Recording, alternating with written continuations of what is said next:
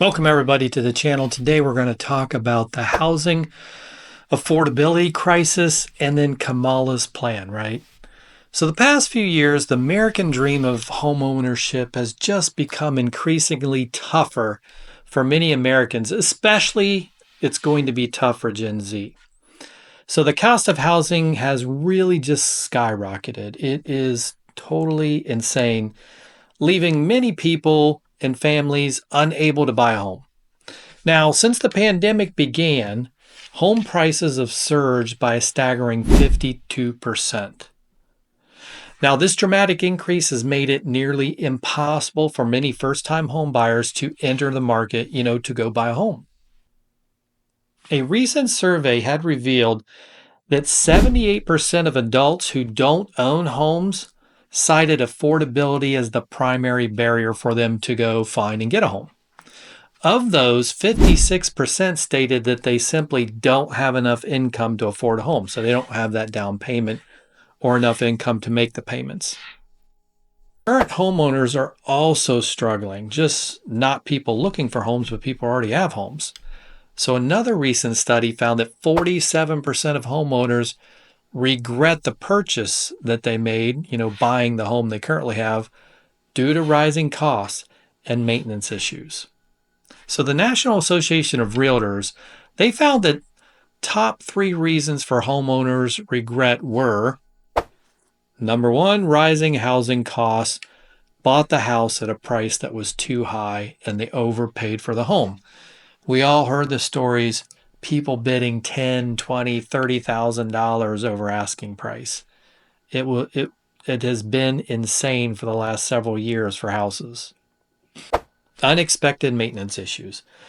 People are having repairs and other things that are coming up in the home that they just don't have the money for. Then all of a sudden you have a person could have a job loss or their income could decline, and then now making that monthly payment is just really tough. The study also found that many homeowners are unable to relocate due to high housing costs. And then there's a lack of job opportunities since they can't move, since a lot of places are requiring you to be on site to work. As a result, they're having to live in unusual living situations, such as, and I know some of these are going to be weird because you can't imagine it, but divorced couples have to keep living together. They can't afford to be separate. Adult children living with their parents. We see that happening right now all the time. And people living in multi-generational homes. So let's look at political attention on the housing. So what's coming up now with, the election coming up? So in recent years, the issue of housing affordability has taken center stage in the political arena, especially right now with the presidential election coming up. As the cost of living continues to rise and soar, the dream of home ownership becomes increasingly out of reach for many people, especially Gen Z, like we said earlier. So voters are demanding action from their elected officials to try to alleviate this pain. So a staggering 91% of Gen Z voters will take into consideration who to vote for in the next election based on, making housing affordable for them. And this is going to force politicians to shift their focus and scramble for solutions. What is the economic impact of all this going on? So the housing crisis has far-reaching economic consequences that are impossible to ignore for anyone, politicians, government officials.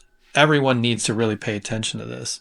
So as more and more Americans struggle to keep a roof over their heads, they have less disposable income to spend on goods and services, which can lead to a slowdown in the economic growth. Additionally, the lack of affordable housing can make it difficult for businesses to attract and retain workers, further exacerbating the economic challenges going on.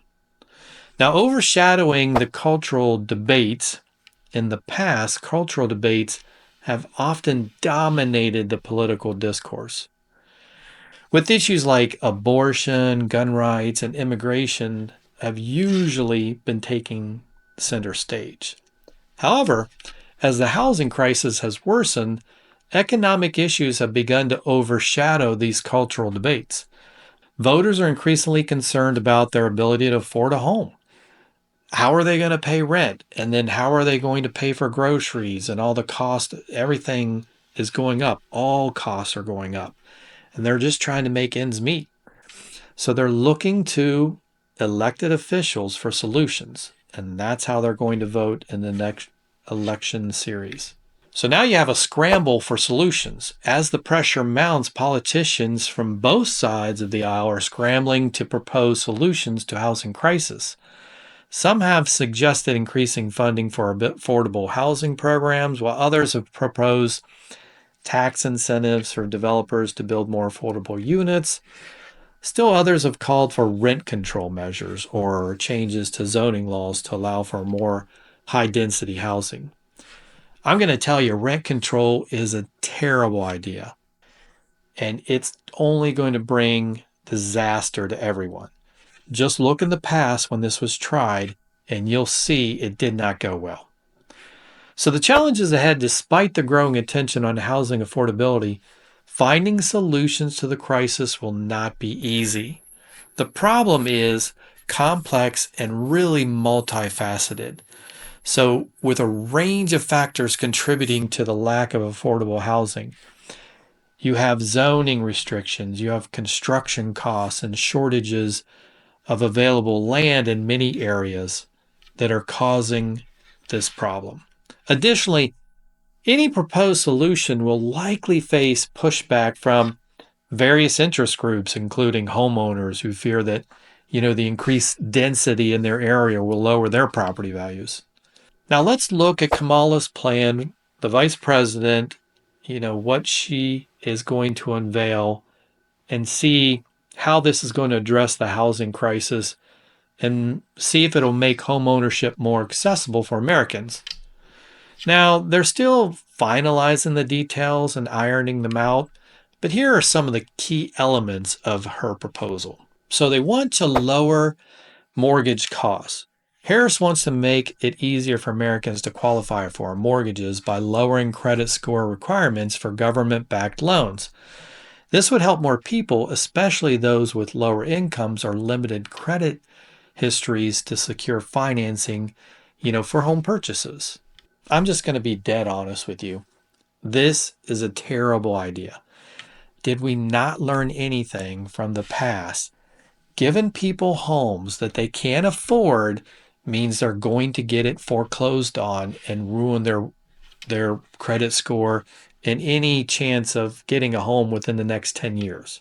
The next thing they want to do is increasing affordable housing supply.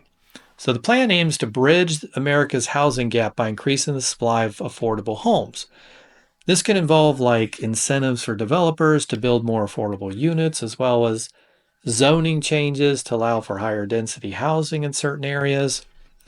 Now, I don't think the government giving incentives is really a good idea. I don't like the government really getting involved with all this stuff. And, they can take away some of the regulations. I know that would help. But allowing builders, to have incentives and us paying for those incentives is just not something that I would like to see. Next, they also want to expand down payment assistance. To help Americans overcome that barrier of that down payment they need to buy the house, Harris has proposed expanding the existing down payment assistance programs and creating new ones. Now, this could include grants, low interest loans to help first-time home buyers cover the upfront costs of purchasing the home. Again, I think that's a horrible plan. You're giving first-time home buyers money to buy a home they cannot afford. I mean, that's a disaster waiting to happen. This has happened in the past. We've done this, and it's not gone well for those homeowners. And then all of us taxpayers are now going to have to pitch in for somebody's down payment. I mean, somebody has to pay for their down payment. Personally, I had to use my own money for all my down payments on all my homes that I bought, including my first home. But now these people, they just get down payments given to them by the government. I don't like it at all. The other thing they discussed was tackling zoning restrictions. So zoning laws can often limit the construction of affordable housing in certain areas. Harris's plan may include incentives for local government to reform their zoning codes and allow for more diverse housing options, such as accessory dwelling units, ADUs, or multifamily buildings. Now, this could help in some areas of the country with the housing problem. The federal government stepping in locally or giving money to make local government reform zoning codes is not something I like to see. I like to see the federal government stay out of things, but we'll need to see how this plays out in the future. Her plan has some economists worried that focusing too heavily on home ownership could also drive up prices and make housing even less affordable overall for people. The housing crisis is a multifaceted issue. We've said that before, that is really not going to be solved by a single policy or a proposal. At its core, the problem is one of supply and demand. The United States is currently facing a huge shortage of millions of housing units, and this deficit is not going to be addressed overnight or going to be addressed in the next 4 years. This is a long-term thing that needs to be worked out. Building new homes is going to take time, and even with increased investment and streamlined regulations, it will likely take years to close this housing gap. And I mean, not just a couple years, 4, 5, 6, 7, 8 years. Additionally, simply increasing the supply of housing may not be enough to ensure affordability, as other factors such as location, amenities, and market demand can also influence the cost of a house. Some current proposals, such as the low-cost government housing, have drawn comparisons to the problematic policies from the 1960s and 70s. Now, during this period, the U.S. government invested heavily in public housing projects, which were intended to provide affordable homes for low-income families. However, many of these projects faced significant challenges, including they had poor maintenance, high crime rates ended up happening in those areas, and it just got a bad social stigma. If you found this video helpful, give it a thumbs up, hit subscribe for more videos on wealth building, real estate investing, and making money, and let us know your thoughts in the comment section.